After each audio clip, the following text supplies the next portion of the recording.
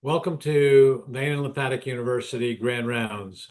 My name is Lowell Kabnick, and I'm proud to host this session on the following. Which saphenous vein recanalization should be treated and what method? Evidence-based. And our lead person today will be Ed Mackey, who is substituting for Jose Almeida, who had an emergency stent case. So Ed, the floor is yours. Well, thank you, Lowell. I will try and live up to Jose's abilities here. Let me see if I can get this to share the screen. I'm sure you'll live just as well. There we go, counting down.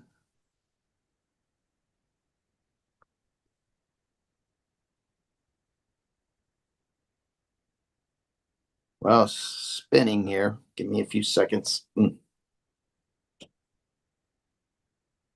All right, So y'all. as we wait for Ed Mackey's PowerPoint to come up, we also have Luca Palumbi from Italy, who will be a discussant, and Neil Hingarani from the United States. And I'd like to thank Victor Canada for hosting this session, who is in the background. Should you have any questions, please put them in the chat box. The floor is yours, Ed. All right, do you see my slide here? We do. Okay, great. All right.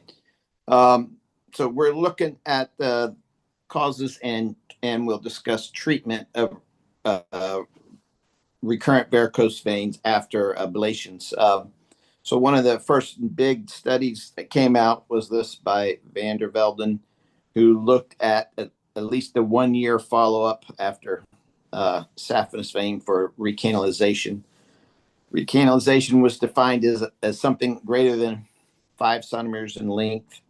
This study also looked at the quality of life measures.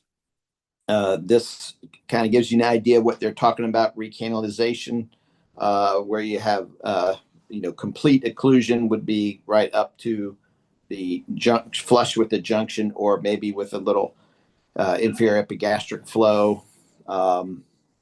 And near complete occlusion might be another tributary keeping, or no, not tributary. Tributary keeping the saphenous open somewhat, but less than 5 centimeters. And only things over 5 centimeters would be considered a recanalization. So they had well over 1,000 in their cohort of patients that they reviewed and looked at multiple different parameters. And you can kind of see here that, there's men were a little more common to have recurrences, more advanced disease as far as the clinical classification. And you can see patients with SFJ reflux were more common to have recanalization, which I think you'd expect. Larger diameters, the length of vein treated, and the type of device.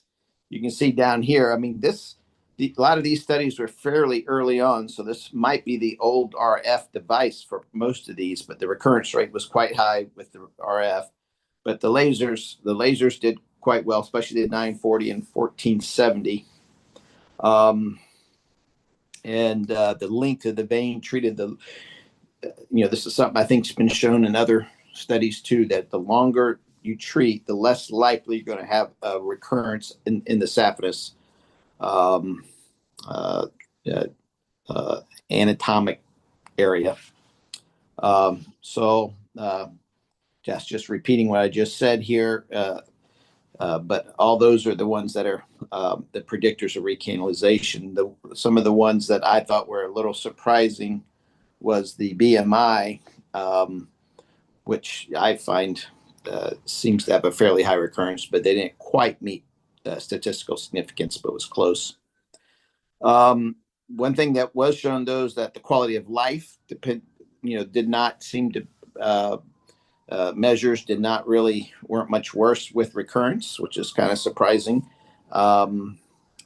So patients may have a recurrent disease in these studies that didn't really lead to any real change in their quality of life, or so they may have been quite asymptomatic, and this was just noted on duplex ultrasound, which I think is important, as we'll learn later. This other study by Tom O'Donnell looked at just specifically randomized controlled trials. Mostly they were comparing ablations to laser.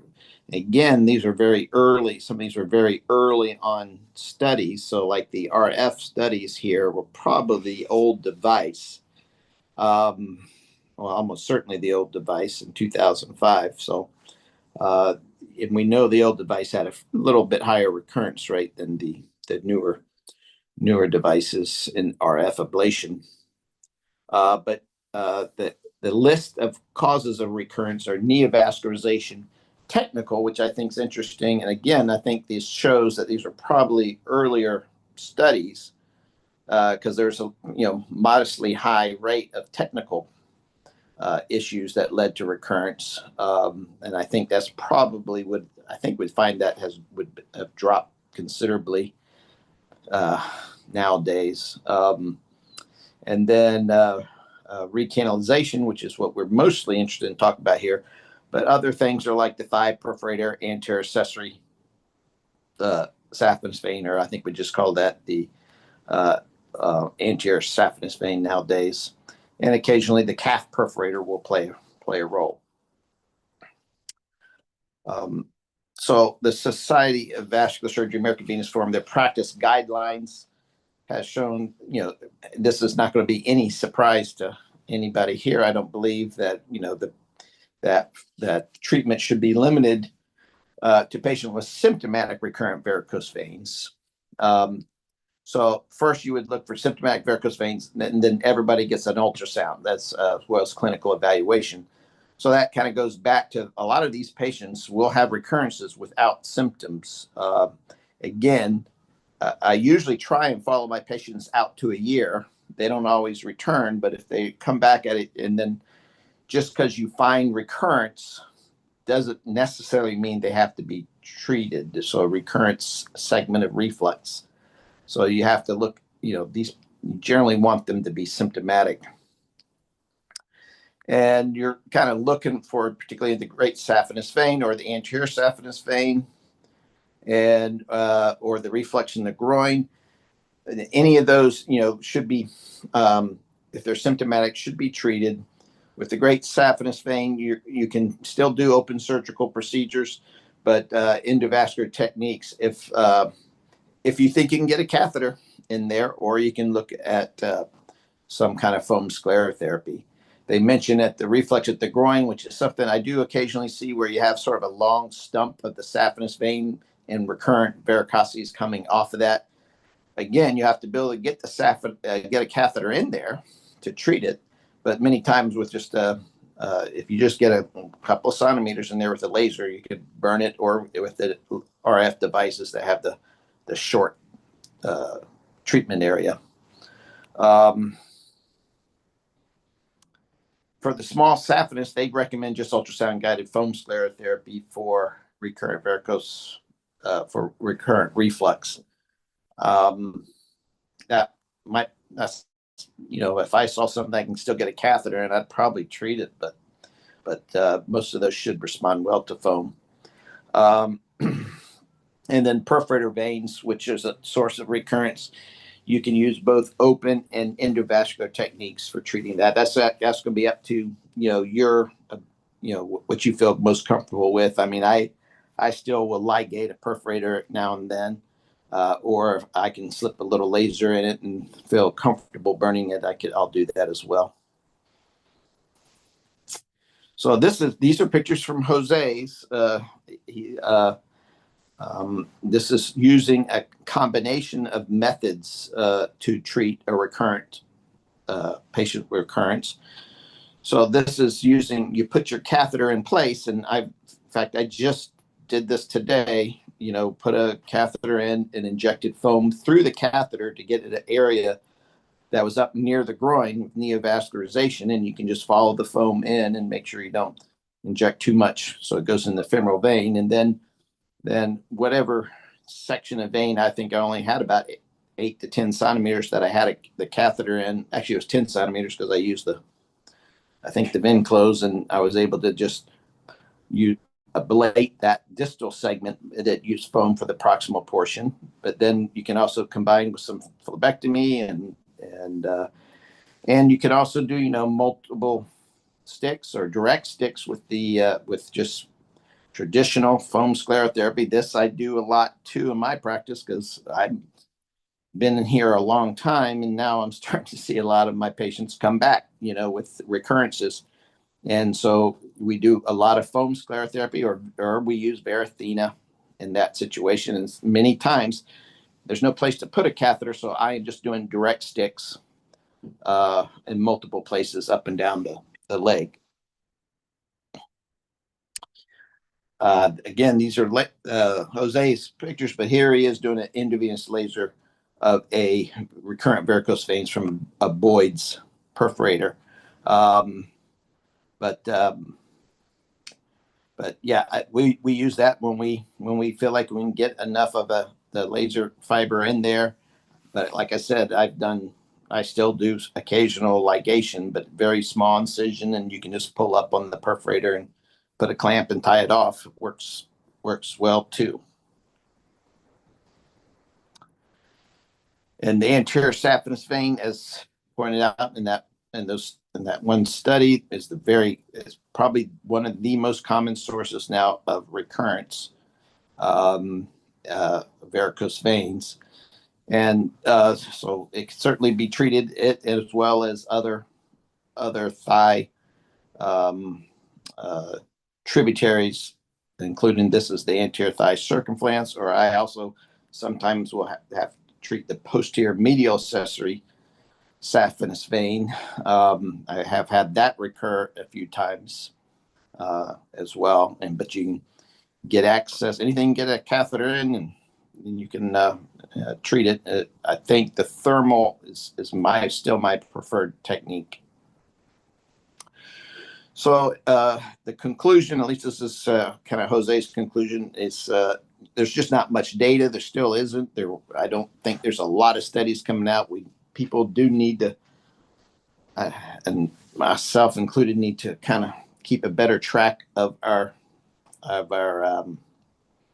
results and where they're coming from, and share with us how we're treating and how kind of results we're getting from the treatment of the recurrences. But I do warn patients that this is that the disease they have is known for recurrence, as far as so that they can expect to come back and have treatment. I've kind of tell them, I usually follow them out to a year and then tell them come back every couple of years for an ultrasound. But as we saw from this from the Society of Vascular Surgery and everything, they're suggesting that we only really need, and I do kind of finish up, I tell them you only need to come back if you're having symptoms. But I also kind of like for them to come back so I can at least see what kind of results we're getting. Otherwise, we'll never know what results we're getting. Okay, now I'm trying to get me back to the screen. There I am. Okay. All right. Thank you, Ed. I appreciate what you said.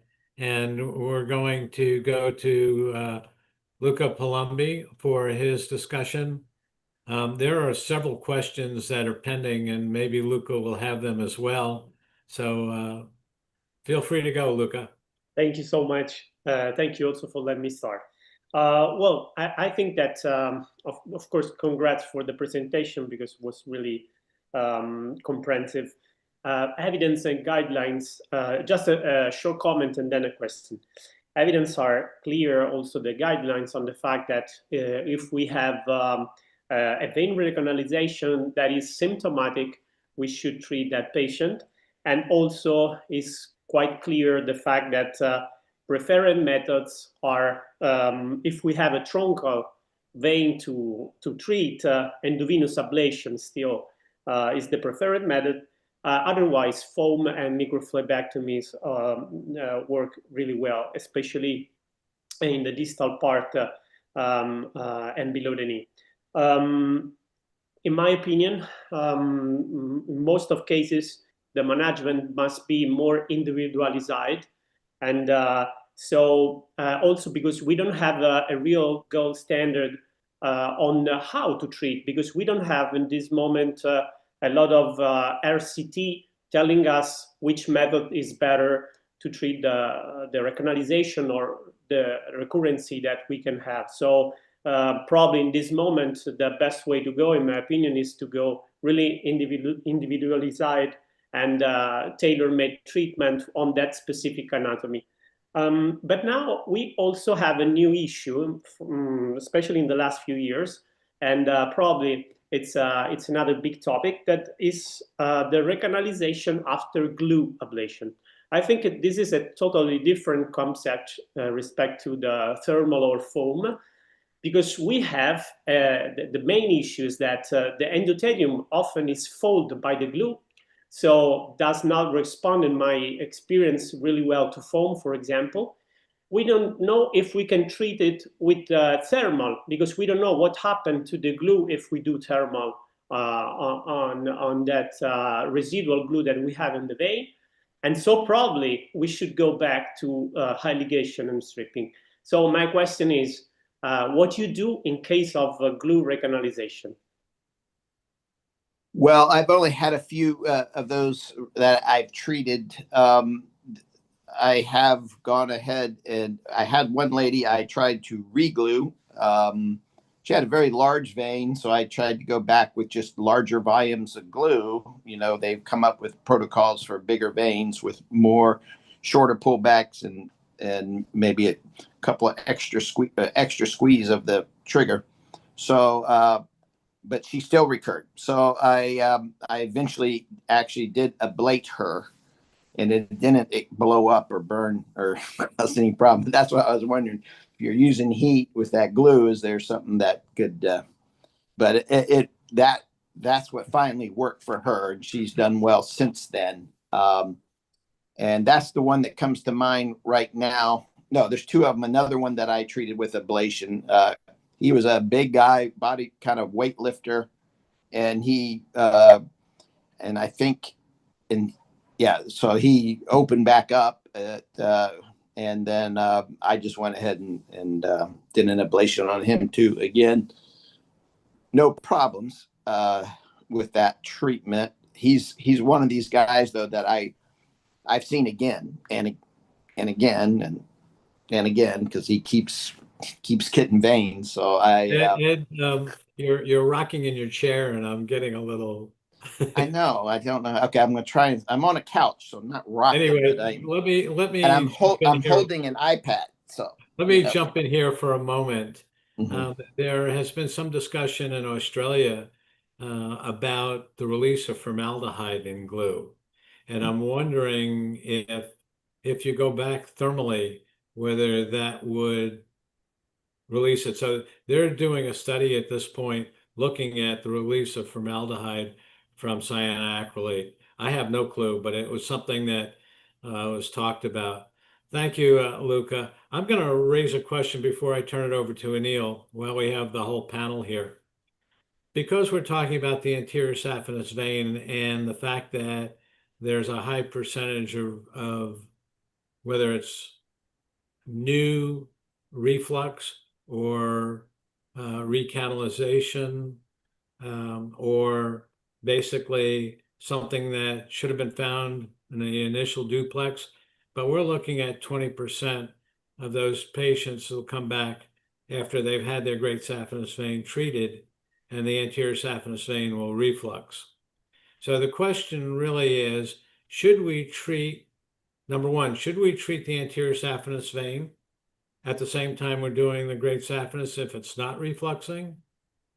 And two, if it is refluxing, should you treat it at the same time, even though the distribution of varicose veins are related to the great saphenous? So I'm going to keep your answers short, and we'll start off with Ed, and then we'll go to Luca and then Anil. Wait, well, you had me debate you about that last year, and I had to take the side of treating the saphenous, the anterior saphenous, but I certainly treat it with it if it's refluxing. I do think there probably is a place for treating it if it's not refluxing, if it's already pretty big, like over 5 millimeters. Thank you. Luca. Yeah, I think that two things are really important in my opinion. First of all, the terminal valve is if the terminal valve is incompetent, we can go with flash ligation, for example, and in this Luca, way. let me interrupt here because I think it's really a good point here. And Kursat Bozkurt from Turkey raised that question on the chat, whether we should do flush ligations now. So I'm going to let you talk about it very quickly, then Anil and Ed, because in the United States, that is not the standard. And so please go ahead. And then we have 9 minutes left, so I've got to get to Anil. Yeah, well, basically I answered. I mean, if in my what I normally do, if the terminal valve is incompetent, I try to go really close to the junction with the ablation, and this could lead also to reduce the reflux in the ASV. And so I think that probably if it's not incompetent ASV and it's small, probably you should not treat in this way. Otherwise, if you're not feel confident, or if for instruction for use, you don't want to go so close to the junction, in my opinion, you should treat both. Anil? We'll usually go after the GSV first, and if the ASV is refluxing, we'll do that at a separate staged event if the patient is symptomatic. We will not usually go after a non-refluxing, even if it's large anterior saphenous vein, and we'll wait for them to become symptomatic. Of course, there's data coming out, hopefully soon, from a study, I think from Germany, I believe. I'm sorry, I can't remember the name of the author, but I think that'll give us some better data in terms of whether or not fixing the anterior saphenous vein prophylactically may help in terms of long-term symptom recurrence. So there is selective data now, and Tobias Hirsch from Germany is one of the authors there. And it seems to have changed going from yes to an idea. Now they're selective in terms of size, and I think there's 2-year data coming out as well. So I think that's an interesting point. Ed, I'm going to bypass you for a moment and go straight to Anil in terms of his questions and comments. So in general, in our experience, we found out about 50% of our recurrence are symptomatic. So those asymptomatic patients, we just watch them, even no matter how long the reflux, maybe 5 centimeters or longer. But my real question is focused on if you have a patient with symptomatic recurrent greater saphenous vein reflux, which modality do you use? Let's say the patient had an RFA or a laser. Do you go back to that same endothermal ablation, or do you try something else? All things being equal, let's say the vein's not phlebitic and has lots of synechia and that would prohibit a catheter going up. Which therapy do you use? Is it better to use the same one and try again? Or is it better to say, hey, it didn't work the first time, it's not going to work the second time? I've done both. I've gone back to saphenous vein when I felt like I have a reason that maybe there's a combination technical as well as other problems, but if it's a real big vein and it's somebody that just that I do kind of like the laser for that, where you can actually crank up that energy quite high, even though the study that I just put in there did not show a difference between recurrence rates based on the energy level given. But I do feel like you can close some things that you turn up the laser to a certain point. Yeah, you're going to close just about everything. I'm pretty confident. Did that answer your question? think so, but I mean, if you don't have that, you can't put a catheter up. I think phlebectomies, foam, varithena, and glue for those redo cases were maybe helpful. So I think there are lots of options. The question is which one to use. And we've actually looked at some of our data for redo endothermal ablations, and we have greater than 90% redo procedures successfully closed. So we've stuck to sticking with redo endothermal ablation, be it laser or RFA, and we've been pretty happy with it. You know, it's kind of interesting that we talk about selective devices and which ones you want to use. And obviously, you know, you need to know more than one device or one drug. But it's kind of interesting from a point of view is that you do what you're comfortable with and you select what you're comfortable with. And honestly, when we use homemade foam or Tessari method foam, we know that we're going to come back in a certain percentage of cases and we're going to retreat. I also wanted to say that Kirsat Bozkurt using, I want to say Turkish glue. He left it generalized. He said that he has used high concentrations of foam after a glue recan. So that may be an option, Luca, for you going to a higher percentage. But I'm not sure if it is Turkish glue or Medtronic glue. So I can't tell you, but there's some feedback with that. I've tried it. I get to tell you that I've tried it both glue, and also I had some cases of recurrency of both. And my perception is that foam could help, but sometimes if the endothelium is folded, you don't have the passage of the foam in the subendothelium, so last really a few months, and then you have to go back to the patient. We had we did the reglue, of course, as the colleague said, but in this case it's really hard to stick the vein. Sometimes you just fulfill the vein, which is completely different in my opinion. So that's a nice topic to discuss. And regarding what Anil was asking, I think that we don't have RCT in this moment that tell us in the recurrency what is best. So probably best thing is to do a tailor-made treatment if you have a truncal or if you have a really tortuous vein, if it's neocross, cavernoma. According to this, you can choose. We have a lot of options, so we really can choose in this moment. So this is a great topic, Luke. I think I will have a grand rounds on that from some of our KOLs that use glue. So stay tuned for that. I appreciate that. For me, when I have recans, I tend to use laser because I can spot weld very easily. I need a little longer running room with RF, and the other option certainly is foam. You know, as a physician, we say if you have a failure and you're going to use the same device, and you're going to expect different outcomes, maybe that's not a great way of doing things, but still, I do resort back to comfortable methods, and we get pretty much effectivity. And I think that this is a really good debatable topic. So I'm going to tell you about next week. And next week, we're going to talk about efficacy of ultrasound-guided foam sclerotherapy in the healing of venous ulcers.